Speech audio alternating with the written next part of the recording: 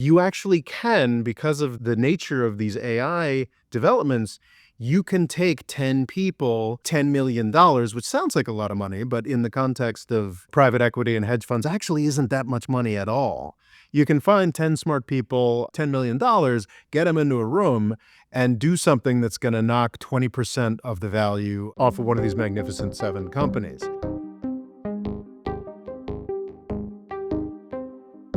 Hello and welcome to the More Freedom Foundation podcast. I am Marie, in charge of podcasting, and in charge of politics is Robert Morris. How are you this time, Robert?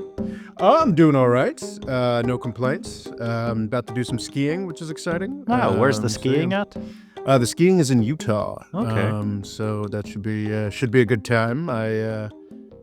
It's always amusing when I walk in there because when I rent equipment, they have these like sort of 10-pound increments for how big you are or whatever.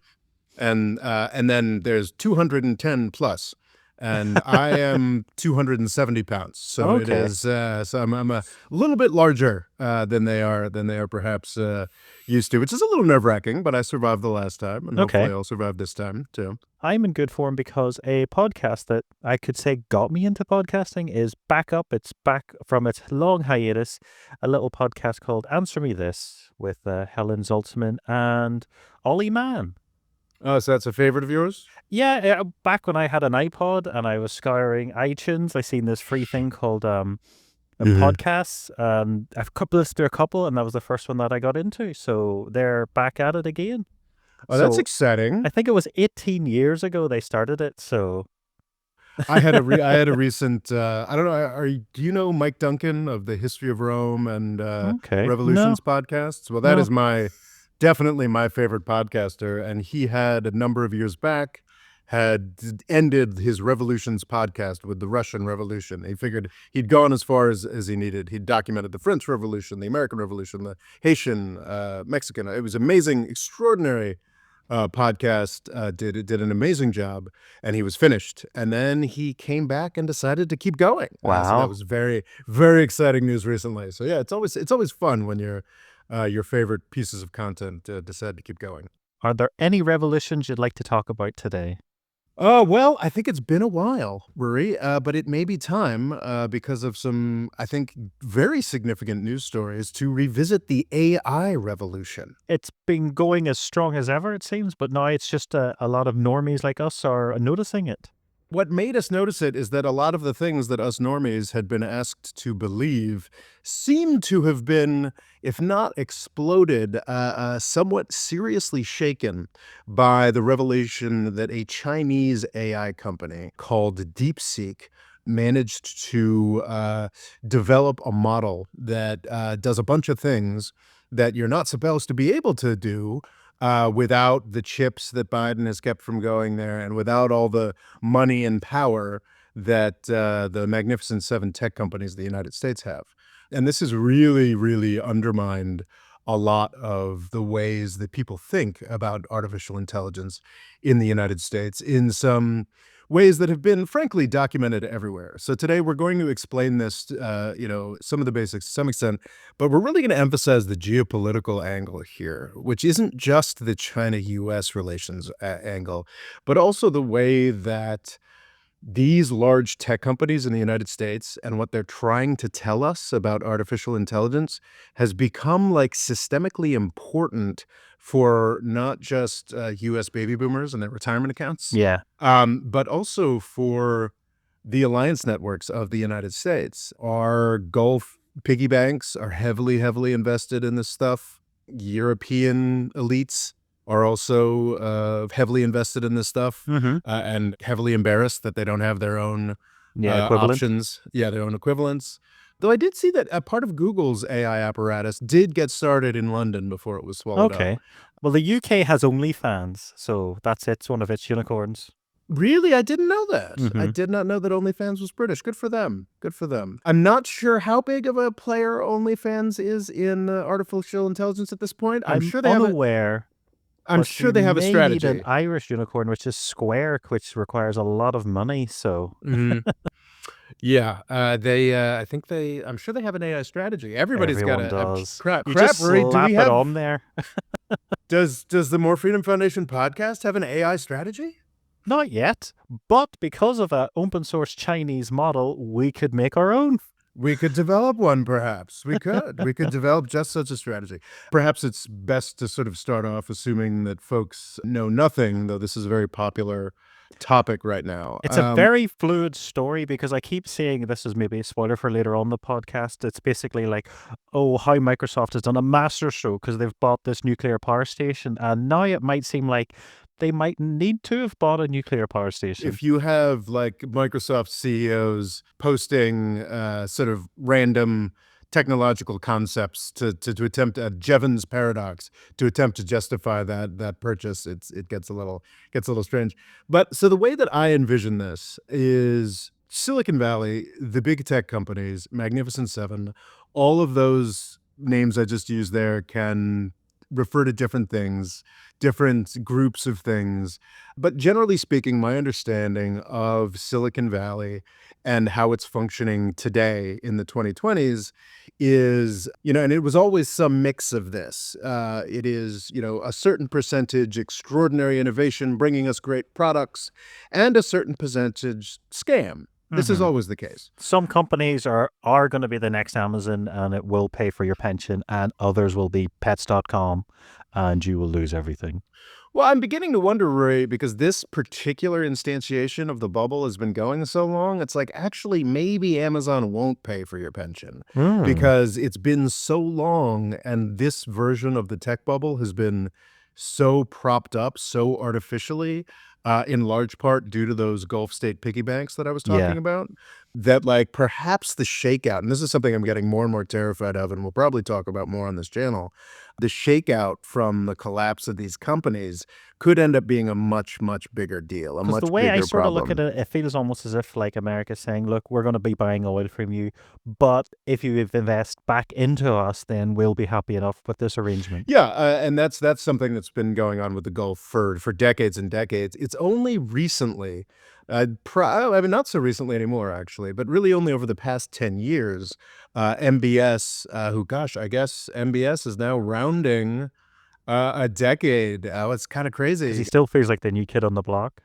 Right, yeah. So Mohammed bin Salman, has only been the crown prince of Saudi Arabia since I think 2017 or thereabouts. Crown prince basically means you're king and everything but name. Well, I guess that depends on the king. And the king, in this case, was 10 years ago, was already suspected of having Alzheimer's. Oh, wow. So even though MBS became to power in 2017, formally as the crown prince, he kind of marched into power when his father became king in 2015. He was sort of the defense minister, and it took a while for him to pick up all the other titles. But his big thing has been Silicon Valley. I think it was very embarrassing for a lot of Silicon Valley types in 2018 when the Khashoggi stuff came out about the sort of Washington, D.C. cocktail party circuit guy who had been murdered, who somehow mattered more than 100,000 dead Yemeni children. But anyway, I don't want to digress too much, but it was very embarrassing for Facebook and all them because they had just met with MBS on like a big tour of Silicon Valley. So at some point in the 2010s, Silicon Valley's percentage of whiz bang, they're changing our lives in impressive ways.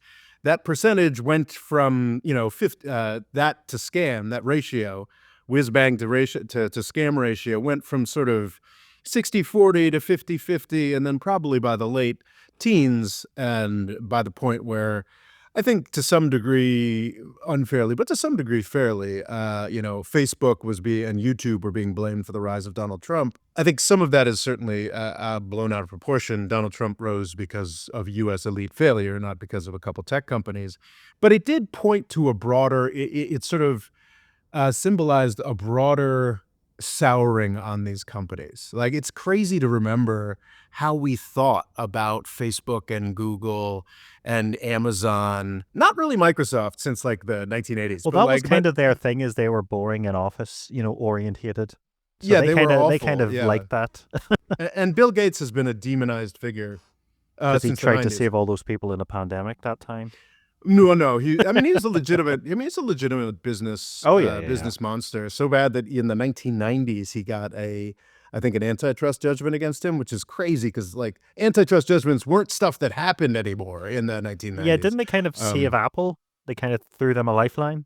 I think that had something to do with it. I'm not too, but for I think sure. Word had to be on Apple to prove that it wasn't like a monopoly and stuff. So, yeah. But I think that's probably true. But for sure, if it weren't for that U.S. government action in the 1990s, we would have never gotten a Google. We would have Hmm. never gotten a Facebook. We would have never gotten. So in the first decade of this century, I assume we have audience members who are too young to remember this. Like these companies were beloved. They were Oh yeah, like these yeah. amazing whiz bang. Look at what they're letting me do. I'm getting in touch with my high school sweetheart. But there also seemed to be I'm. kind of more churn because I remember like Yahoo came up and Mhm. then like very quickly Google replaced it. Well, yeah, and I think that's a key problem. That's kind of why, and that's key to this story we're telling today, Rory, is the fact that these companies have just stayed there.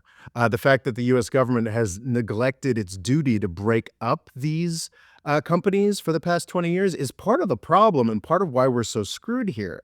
And when people got really angry about these tech companies in the late teens, they had to go into overdrive to find justifications for why they shouldn't be broken up.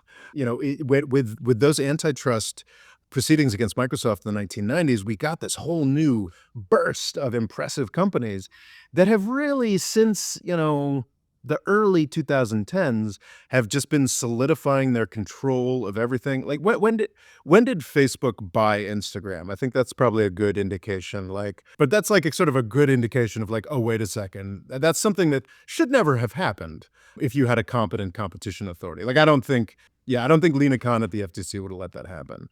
So yeah, so by the late 2010s, you had two things happening. They were becoming monopolies that were no longer providing value. There's the term in-shitification we've talked about in previous podcasts. They're now a monopoly, so they just want to take money from you and they're not really interested in providing a worthwhile product anymore. But because they become these companies that were reaping these monopoly profits and were doing so well, Hmm. investing in them started to become a very good deal.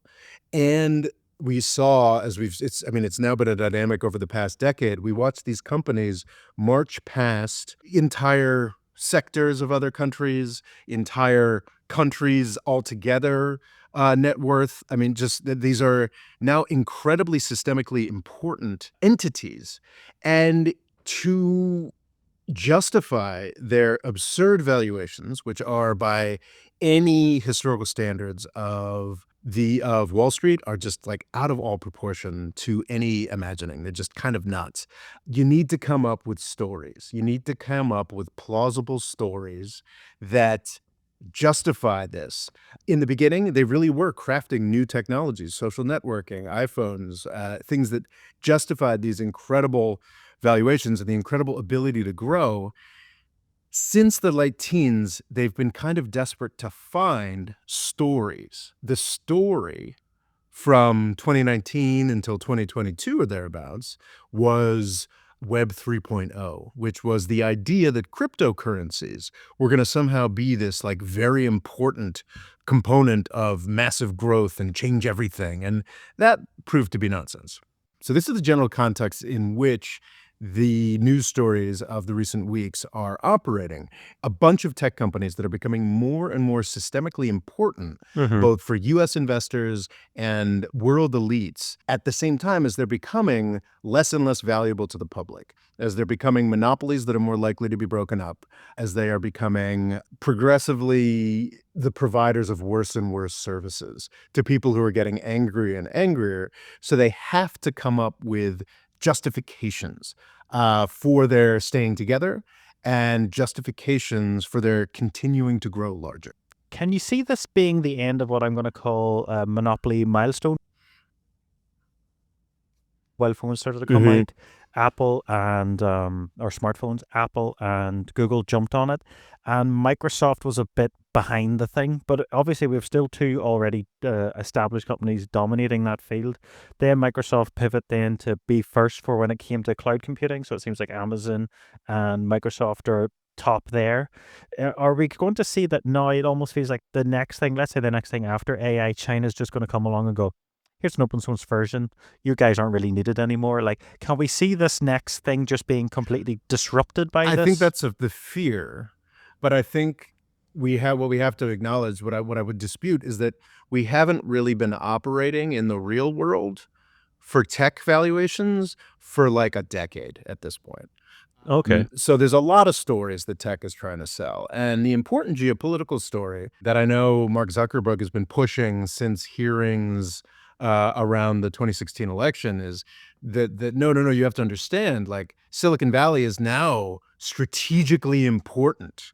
Mhm. Strategically It's important. national security, Rob. Exactly. It's strategically important to the United States and victory in the new Cold War that Silicon Valley is, stays together. Like it really matters, like where our social media companies, have to be allowed to be monopolized. Other monopolies, otherwise they're going to fall behind. And Yes. this is transparently ridiculous, or at least was obviously transparently ridiculous when Zuckerberg started pushing it in the late teens. But in recent years, because Silicon Valley is, at the end of the day, full of very intelligent people with endless resources of money to develop BS, it's actually created a sort of reality around this Mhm. AI stuff. And I think a lot of people, including myself to a degree, were accepting one of those BS versions as reality. And I think China has not completely demolished it. And Mhm. as I've read more and more coverage from smarter people, I think it is absolutely a huge moment, a humiliating moment, and a moment that should make us all think a little bit more deeply. But I don't think that what DeepSeek has done here, the Chinese company with the new AI model, I don't think they've like truly, I mean, this is not like the end of everything or whatnot, but it's just another signpost that like the crypto thing was nonsense, frankly. And I know you're a bit more of a fan of cryptocurrencies than I am, but it is a But quite often when the bigger companies get involved, they're abysmal at it, and nobody wants to be really involved with it. well, I mean, of course, the problem is that now it is, yeah, I don't know if it's big companies, but it is Wall Street has decided to pile in on the Mm. crypto Oh, stuff, definitely. which has sort of kept it, but it's kind of hilarious. Like Bitcoin in its instantiation, I think in the blockchain itself, it memorializes in 2009, like the Federal Reserve and Wall Street are doing some awful stuff. Or I can't remember that. Yeah, it was. I think I forget the guy's name, but I believe it was a fella that passed away very early after creating it. So that's why a lot of his Bitcoin has sort of stayed locked. And his big thing was to try to create this sort of new money away from the stock exchange, as you say, because he was very heavily affected by the financial crash. So So yes, it's the like it's complete come completely full Yeah, circle. the initial motivation, is it Satoshi? Is that the guy they've never figured out? That's the code name, but I Yeah. think he was an American Well, man. I don't know the details on that. But anyways, this is meant to be this anti-establishment thing, and now it's like a Wall Street plaything used to rip off people and fleece millions. Of course, we saw the particularly horrific example of Trump coin and Melania coin around the inauguration. But from the late teens until I guess the peak in November 2021, and then still in 2022, as things were collapsing and Sam Bankman-Fried was going to jail, tech companies were trying to sell this future of like, this is everything. This is Web 3.0. This is like this huge, game-changing thing. And I would submit that that was always kind of nonsense. In March of 2023, of course, it had been going before that. Chat GPT was released by, I'm not sure if it was GPT-4 was the new model. Perhaps was released in March of 2023. OpenAI, a Silicon Valley company, found the next answer, which is It good. just got that milestone that really, because chatbots had been around for decades. I think it was, what's that like genie that you think of a person and then it asks you questions and it Mhm. always seems to get it right. Like they've been around for a very long time, but this was like, oh, there was like a real something special about this. And yeah, kind of, set the whole world on Well, I, fire. I can't claim to understand the technology behind it, but it was generating real answers in ways that no previous technology had been capable of doing. And it was a legitimate accomplishment, legitimately impressive in ways that cryptocurrency never was. And that was frankly the rocket fuel that Silicon Valley was looking for and had failed to get out of cryptocurrency. We used to talk about the big five, and now we talk about the big seven, because Nvidia. It's nearly like just the next grift, because I think some companies like Tesla are just nakedly abysmal at, like, yes, they make wonderful cars, Mhm. and from what I understand, they're incredibly sturdy. The batteries are brilliant, but like everything around that just seems to be like, what's the next thing? It's like, oh, robots are big at the minute, and they seem to have a robot that looks like it's from the Yeah. 90s. AI is a Mhm. thing, and then they throw AI in, and it's just like whatever is going, they just throw in, and it's like it's always like 10 years behind everyone else, and nobody really wants it. Well, and a crucial, crucial part of this situation, and what makes it so potentially damaging, and what makes it so scary to me, is that a number of influences have contributed to reality never actually coming crashing in. Like, by the late teens, we should have had a tech crash. We absolutely should have. But like this crypto thing, you needed two parts to keep the bubble going. You had this crypto justification, which is absurd, and you needed a lot of new dumb money. And the new dumb money was provided through a lot of avenues, but the biggest, most significant example would be SoftBank Vision Fund, run by Maya Soshi Mm. Son, funded primarily by, it's $100 billion, funded primarily by Saudi Arabia and the United Arab Emirates. I mean, this is half a decade or more than half a decade ago now, that just came rampaging into the market and started fire hosing the $100 billion around. Now, the way that venture capital can work is that you don't actually ever have to create. This is venture Mhm. capital working poorly, but in a way that it can when you've got enough money fire hosing into it, is you can just fund a company that says it's going to do something, or at least, and it builds something. I mean, it's not completely fraudulent. They're building something. Like WeWork would be an example of this, though of course WeWork failed, and a lot of these things were like successes because you've got all these unicorns, all these companies that have just done different rounds of investing, and you've got private markets. So I own a chunk of this unicorn. So, unicorn is the term for a startup company that's not public, that's worth over $1 billion. Yeah. So you've got all these unicorns that never actually face the public markets. And WeWork is a great example of this. WeWork was a famous fraud that collapsed, or was very, Yeah. So it was like office space, but it could grow at your size. You start a business with 5 people. Here's a room. Oh, right, we're now 50 people. It could just, oh, here's some more rooms. So it was like you're constantly always leasing a bit of room. But the problem was, for that to work, you have to have lots of room just there doing nothing, ready for when people expand and move. So yeah, it was a tricky business I think model. WeWork might still exist to some extent, but it is worth a tiny fraction Oh of yeah, what it yeah. was It's supposed worth what it is actually Yeah, worth. of what it was supposed to be worth. The thing is, the reason WeWork got caught is because WeWork decided to go public. So WeWork was Ah. confidently described as being worth $10 billion, then $15 billion, then $60 billion, and there were probably people who were grateful during that run up to get a little $2 billion chunk of WeWork and give Maya Soshi Son and SoftBank and the Saudis $2 billion for that little chunk of WeWork. Mm-hmm. That Yeah. actually, when WeWork was like, okay, now it's time for us to IPO, it's time for us to cash out, it's time for us to get some of this $60 billion.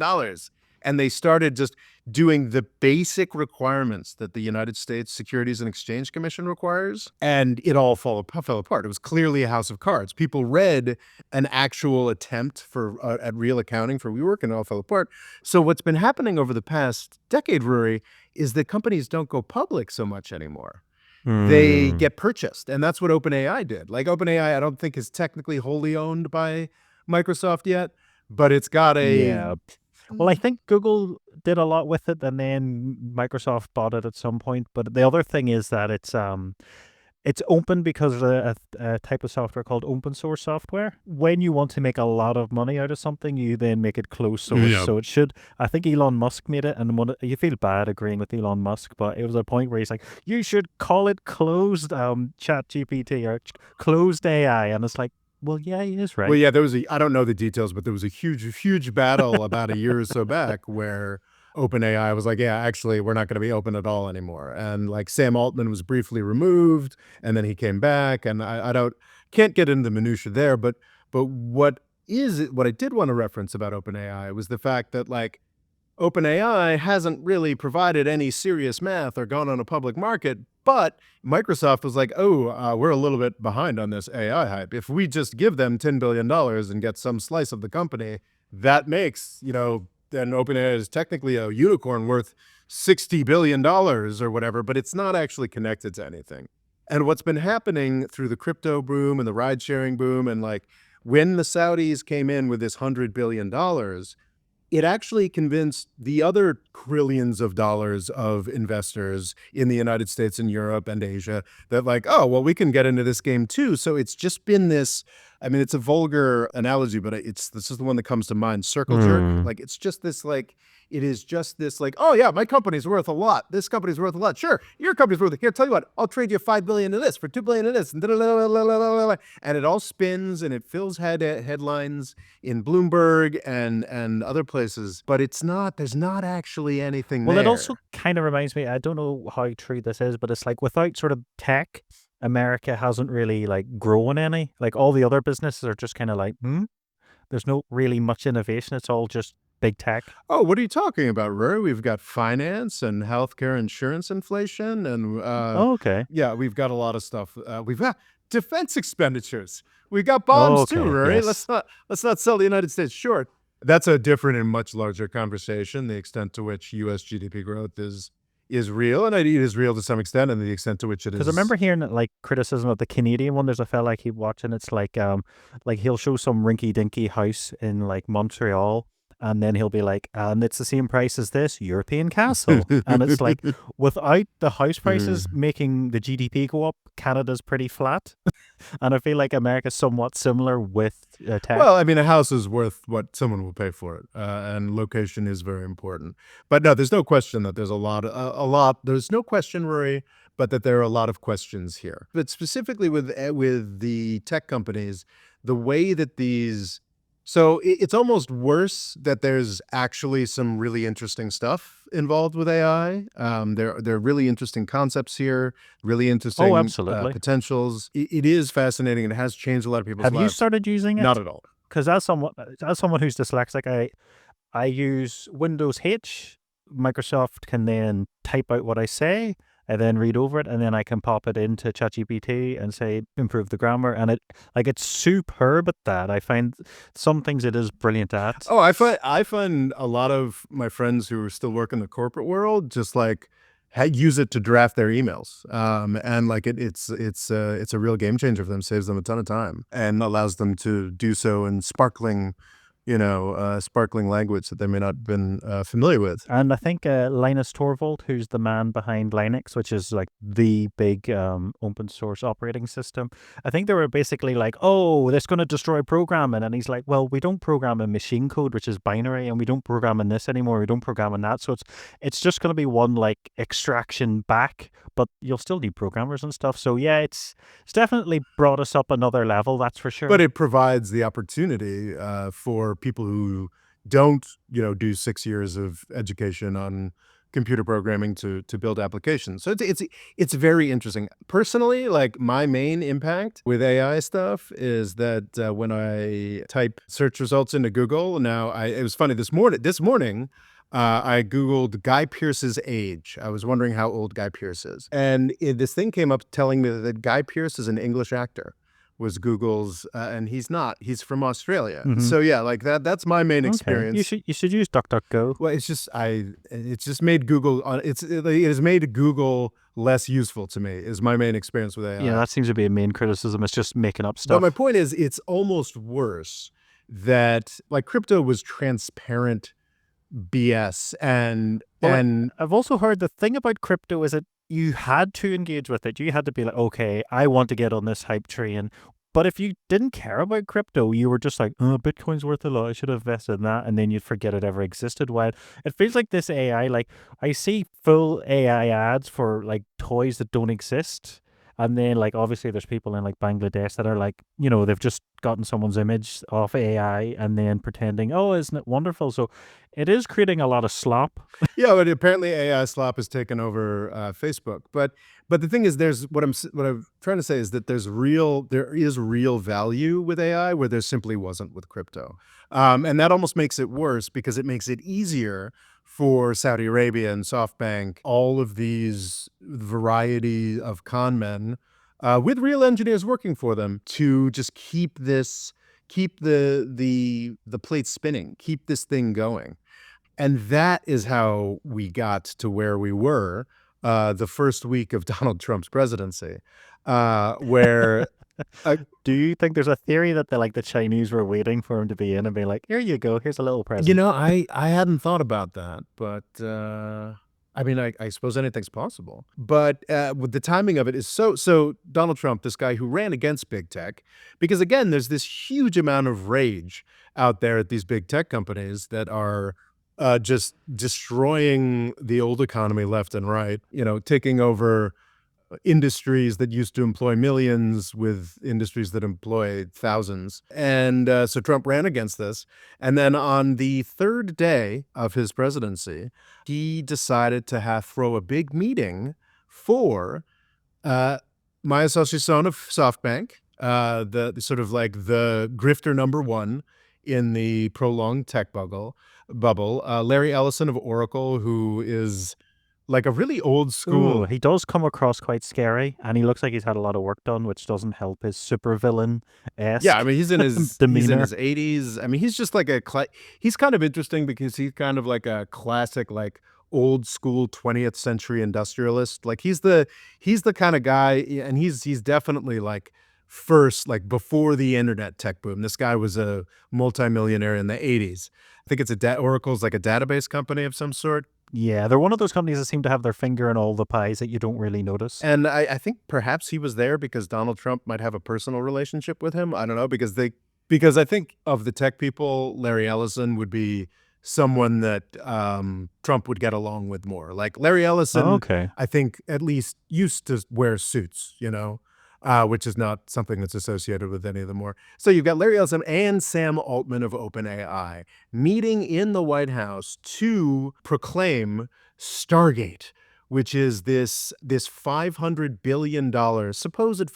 billion joint venture to build all of these data centers, and that's Hmm. part of the big pitch here. If you So is this just for the energy for the data centers? Or is it the idea that all American companies will sort of have a shared data center network? Well, no. So this is the idea is that $500 billion will just be enough for Oracle and the purposes of a few SoftBank companies, and that. So this is part of the pitch that DeepSeek has undermined is that you need to have these huge companies with these huge data centers, and they have to be these huge companies. If you broke up Facebook, then they wouldn't be able to do it, and we'd have one less AI competitor. So that's the thing if the point of Stargate is to build up these massive data centers. This is on, I guess, Wednesday. This is announced. And then on Friday, DeepSeek comes out, says, well, we've managed to replicate more or less the results of OpenAI's most recent model. And we did it for $6 million Hmm. crucially, without any of the newfangled chips that the Biden administration H800 chips that cost about 30 and grand. that the Biden administration had made such a big stink of not letting Chinese companies buy, and we did it without like this absurd data center architecture that is at the core of this Stargate meeting that Donald Trump just had with this sort of murderer's row of tech grifters, and it's also at the sort of at the heart of the justification of why you need these monopolistic tech companies to do AI. Now, over the past week, we've seen everybody, and their brother figuring out ways to undermine this story and ways. And it is interesting, like going back and forth. Like DeepSeek did not do this for just $6 million. Like, Well, I think the 6 million is just the cost of like the data servers to come up with this model. but it's still significantly cheaper. Whatever way you cut it, it's still significantly less horsepower. Well, and I think they said like the annual salary of some of the top managers and whatnot at Yeah, is Microsoft is that $6 million. So it's just like, so for wow. the price of a single engineer or executive at Microsoft, these guys have put together a competitor to ChatGPT. So just to put that Mhm. into context, so considering those ones that Nvidia, those top tier, so a normal graphics card that can be considered expensive is about £1,000, while some you can buy for like $300. Those ones are 20 grand, and Google bought $51 billion worth of them last year. Mhm. Jeez. So, but well, what I basically heard, there was like a UK AI YouTube channel, and they were saying that this went from being, Google's giant data center that needs a nuclear power station, and it's like you will still need a lot of chips, but it's like for 10 grand, a university is now able to do what you could have done there. So, with a lot of normal like Nvidia or yeah, and that's an sorry, Nvidia or maybe AMD since they're open source. And then the other thing they've done is they're not using is it CUDA, which is I always think it's Cuba, but it's like a proprietary engine that Nvidia have that is very useful for AI. So it's the fact they haven't even used that, which then suggests that it might be worth it might work very well with China's own internal chip market. So like Alibaba and others are making their own chips. So it feels like by restricting China, you've had a Bayraktar moment where Turkey was like, well, if you won't give us drones, we'll just make our own. So the AI is then feeding into the hardware to make everything better. That is a phenomenal analogy, actually, the Bayraktar moment, because, and I think it's probably the case, actually, that this will go through the whole Bayraktar cycle, which was, holy cow, the Turks have drones. Holy cow, the Turks' drones are making a huge difference for the battle in Ukraine. Why would we ever buy a Boeing drone again? And oh, wait, the Russians have figured out entirely how to work around the Bayraktars. And now it's It's just a normal thing in the Yes, battlefield. yes. So I think is DeepSeek quite that eventually? Like, maybe not. Mm-hmm. I mean, it's too early to tell. It's Oh, I mean, definitely. we're now recording this. I think we're recording this about 9 days before we'll go up. We're basically 5 days after this crash. Nvidia, the maker of these very expensive chips, is worth like 15% less than it was last Friday. Is this the beginning of a larger tech crash? Possible. Is this just like a bump in the road and people are gonna move on? That seems like a little bit more likely to me, but it is, I think this has illustrated something really important that I think there's enough. I mean, just look at Tesla's valuation, and I say this as a guy who still owns Yeah. some Tesla stock, like, it is ridiculous. Like, it's trading at 200 times earnings.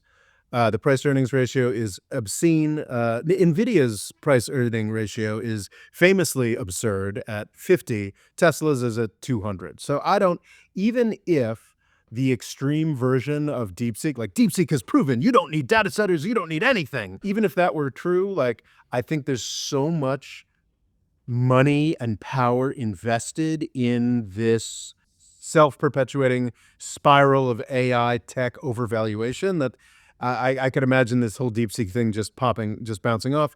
And I don't think like the super strong version of this is true. I don't think that like China beat us at AI for a fraction of the money. Like it's a little more complicated than that. It appears that I've read conflicting stuff, but I think that DeepSeek was based on a lot of Facebook's open source models to an It's extent. Yeah. strange. Uh, Mhm. have you heard of the term distilling? I've heard it, but I don't know what it means. Yeah. Mhm. Okay, so the idea is the chatbot, one chatbot can then talk to another AI and then slowly learn how it works. But the idea is it's like, when you first invent something and it's like, like the first solar panel costs is so expensive and then it's like, and it produces such a tiny amount of electricity. It's like once you have one made, you can kind of like reverse engineer it. So the accusation is that they're able to like, it's like it's you. The one I keep hearing is like you have like a master, and then they're teaching a pupil. But what you can also then do with this is then learn from all the other masters. So it's like you have like 5 or 6 grand masters teaching one pupil. So it's able to have figured out a much simpler way rather than, going through a very complicated process, but also seems to lay out its thinking process, which then also helps people understand where it's going wrong. So, but then I've also heard some points where they're saying like DeepSeek's been around for an incredibly long time. This hasn't just like it's not like they've just. I see a kind of lot of that show I keep talking about, Silicon Valley. Jin Yang is like their Chinese intern that slowly takes over the company.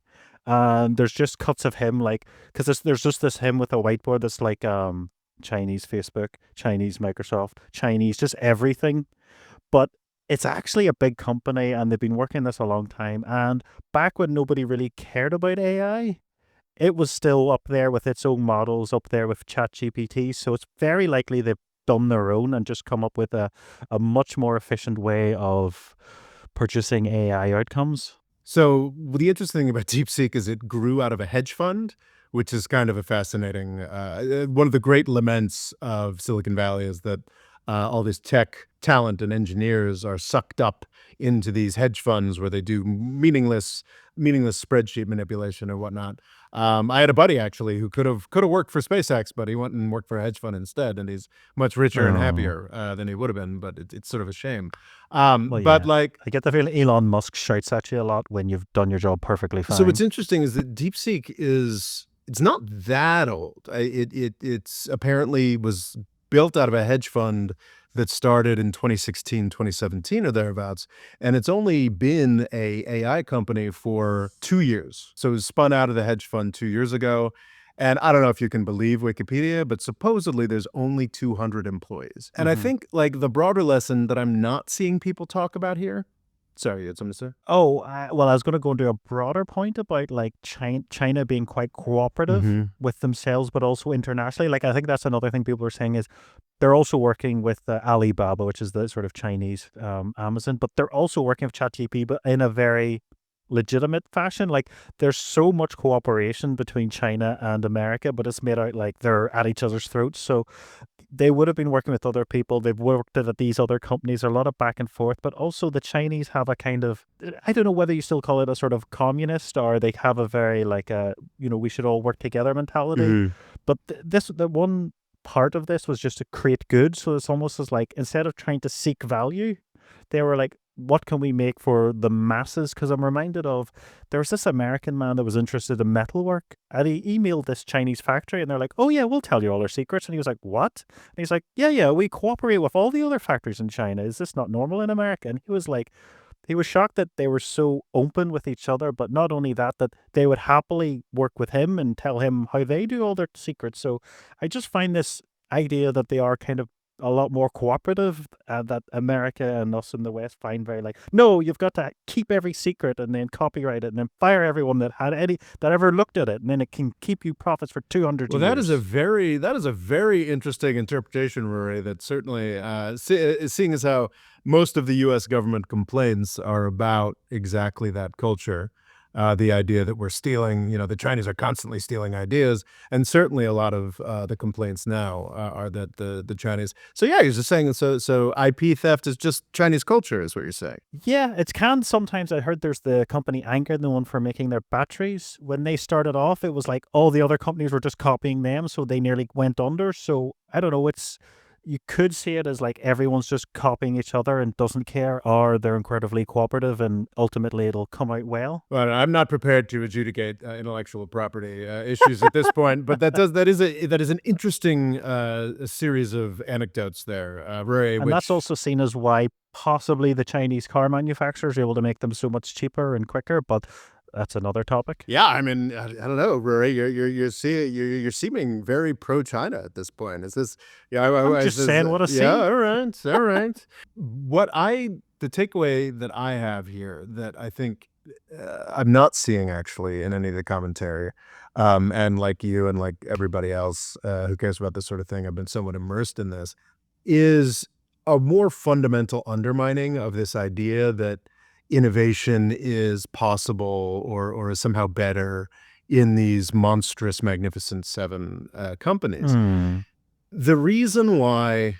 these magnificent companies went from garages to being the society determining monstrosities that they are today is because at the end of the day, they had customers. They had customers they had to deal with. They had customers they had to sell to. I mean, Google has like legions of salespeople figuring out how to get people into AdWords, yeah, like they had to sell to people. They had lawyers to deal with things that went wrong. They have, for some of these companies, they have traumatized legions of content evaluators who are usually contractors rather than, but you needed to be from like Indonesia and stuff. But yeah, they have to see some brutal stuff. exactly like so that you just needed all this stuff. You don't, what I think DeepSeek really illustrates, I don't know. I mean, Wikipedia says 200 people work at DeepSeek. It's probably not 200. Maybe it's more than that.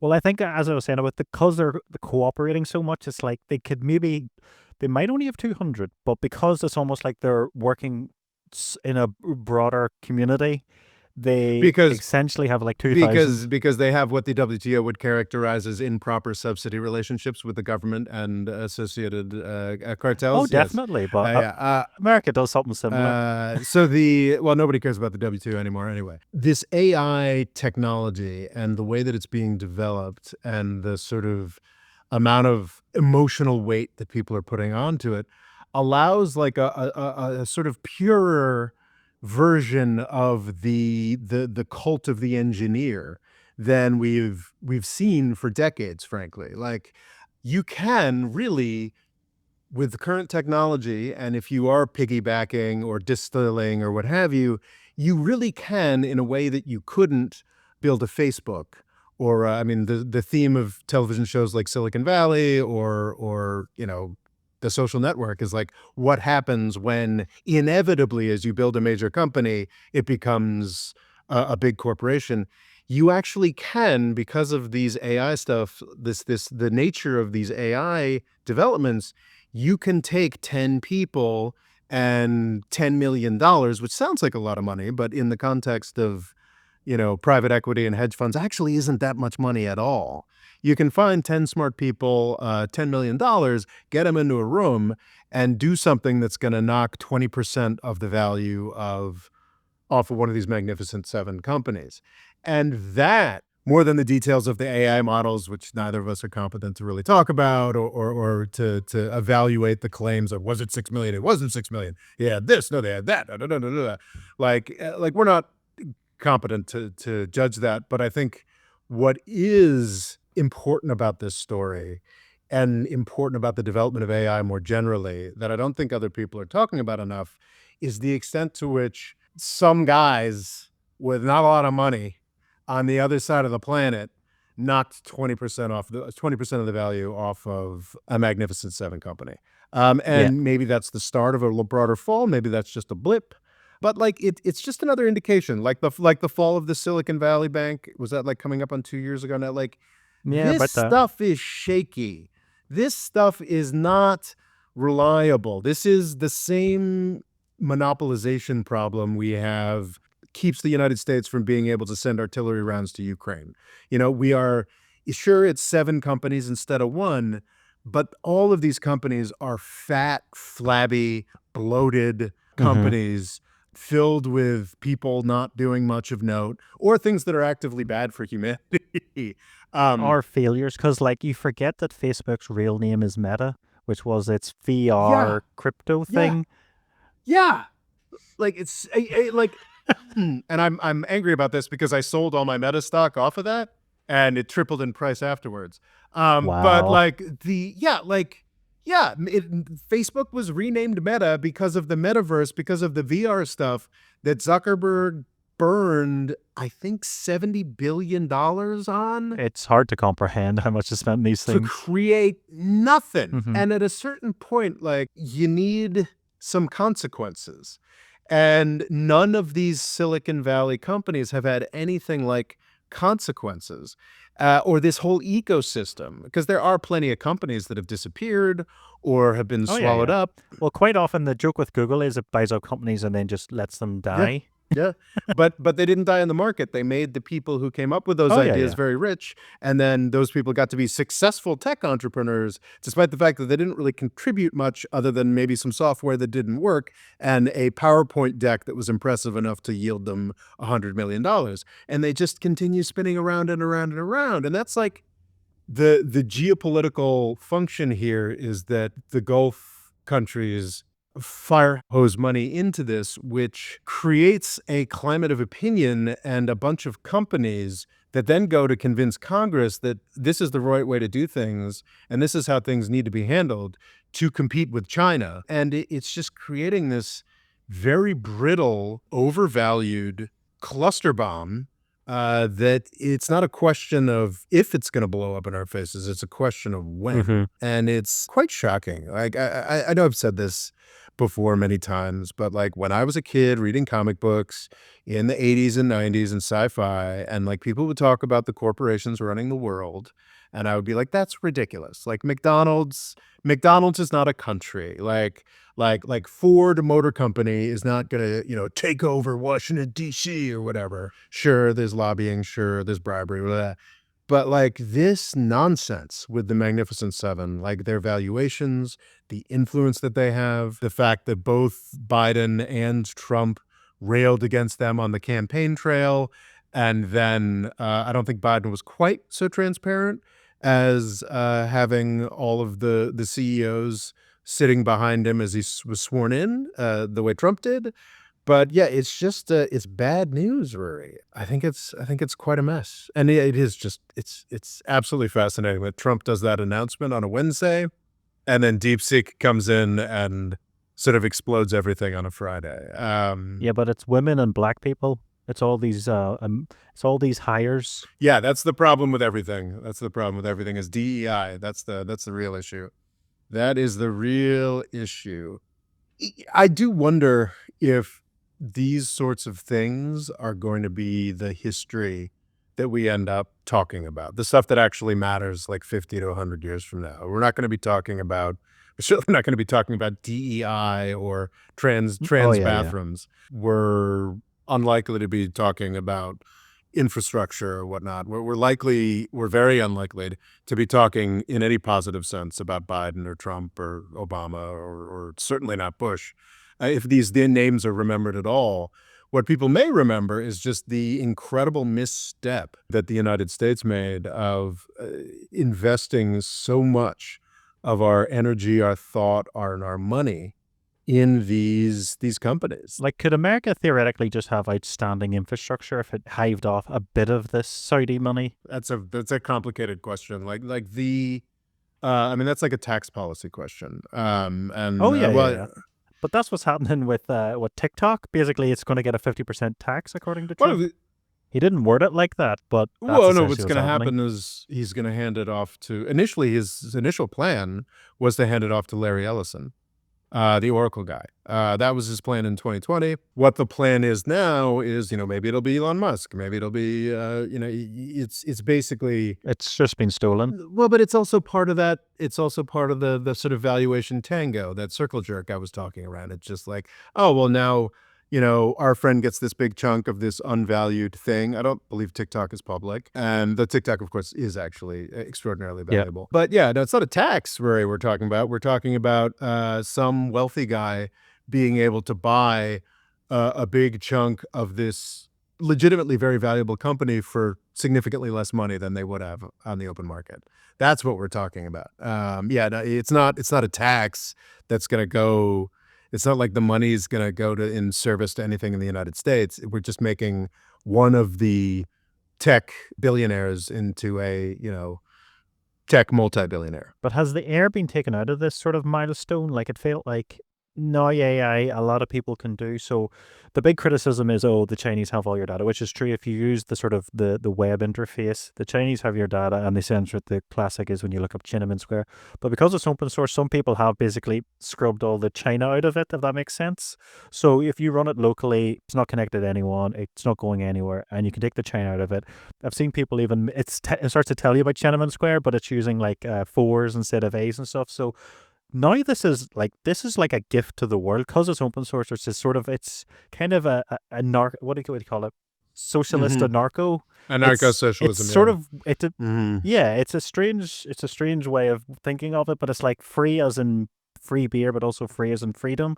So people can see all the code and change it and do whatever they want, run it locally and all. So it just feels like the whole world now has a wee gift. Like people were saying, like Cuba now has an AI because, well, it wasn't allowed ChatGPT, but it's now allowed Mhm. DeepSeek. So it's like the world's just been given this gift that was just going to be like, no, I need a nuclear power station and an army to protect my data. That's going to use up a huge amount of fresh water. It seems. What's that?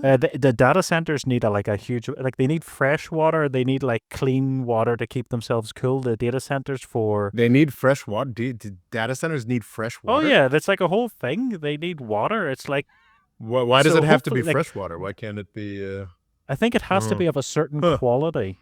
So it's Mm. like it's nearly taking your drinking water to feed these things, and also Ireland's one of the big data centers in Europe, and they don't give a lot of jobs. They seem to affect the farmland nearby. So all this has done is massively reduce the load on the world and given a gift of AI to I don't everyone. I think that I don't think that And it seems like China's just throwing these out. Like Alibaba's got its own. There's some other companies. Like by the I time don't this just think goes out, there could just be loads of I better don't think ones. the data load has been lowered that much, frankly. I think that the fact that these things can be done more efficiently means that things can be done more. I don't, and I think you can be quite confident that whatever innovations DeepSeek has implemented, these other companies have to implement now as well.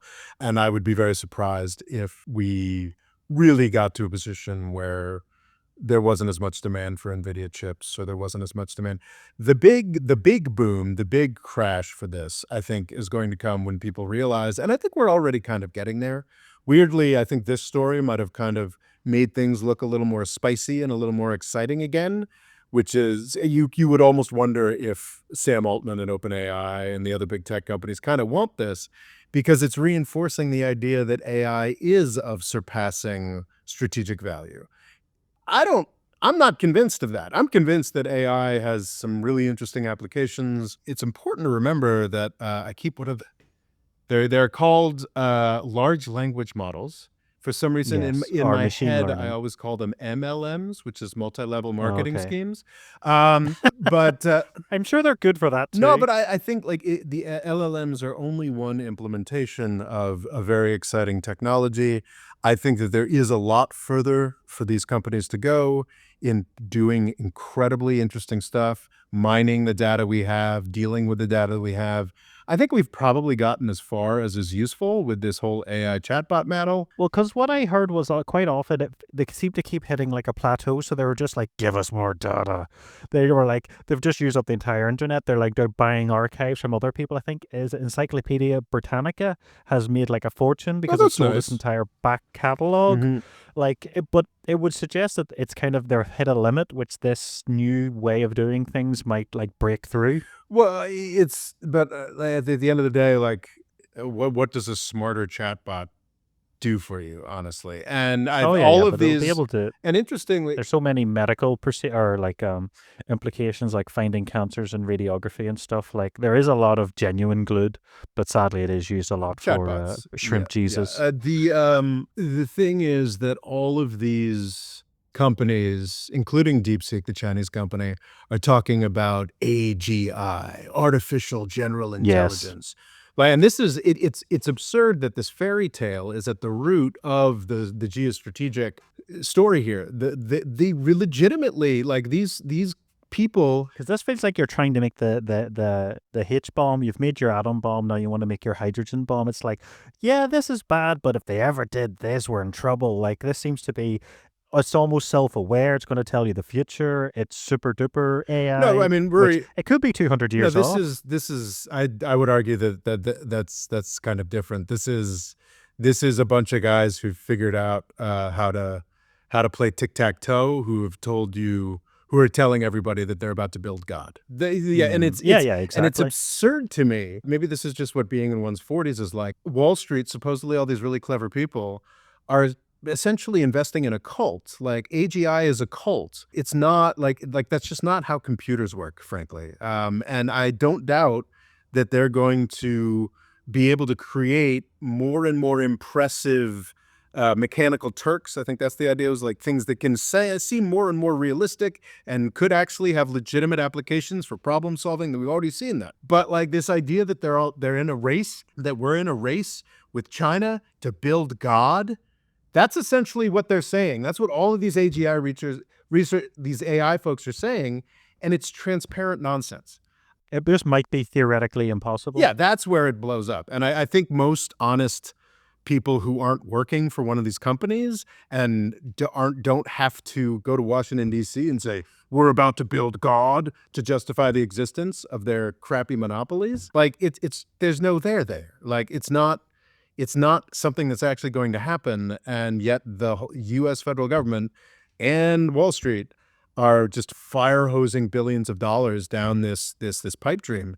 And it's just, yeah, it's quite strange. But yeah, it's just really fundamentally like these companies are not useful in our competition with China. They're not going to create God. We're absolutely, what we're doing now is of more value and more interest than the crypto craze. But like fundamentally, we're just getting deeper and deeper in a hole of emphasis on very unworthy, unstable, over-consolidated companies based on nonsense. And it really bothers me, Rory, which I think I've made clear. And what if the AGI socialists? That'd be terrible. Oh, it's very unlikely. There are no. I always just like the idea of like you get this and everyone's like, right, this is the supercomputer. It knows everything, and it's like, yeah, you shouldn't be in the Middle East. It just is like, and it explains it perfectly, and they're like, yeah, shut it down. Don't let this happen. Yeah, I mean, Rory, I'm confident that there are still some socialists in China, but I don't think any of those Chinese socialists work for Chinese hedge funds that are building AIs. It's just AGIs. When they get self-aware, that's just how they go. And you have to shut them so down. You're saying the AGIs are just naturally socialist? I mean, hey, God's pretty socialist. You know, Jesus is pretty socialist. So yeah, maybe that's how it works. No. There was a priest I seen the other day doing a Hitler salute. I don't know if they are. Yeah, all right. Fair enough. On that note, with robot Jesus and Hitler priests, we will catch you next time to talk again about America and China. The More Freedom Foundation is also available on YouTube and TikTok. Rob's Twitter is RobOLaw, and he's also written a book called Avoiding the British Empire, What It Was and How the US Can Do Better. And music provided by Kevin MacLeod.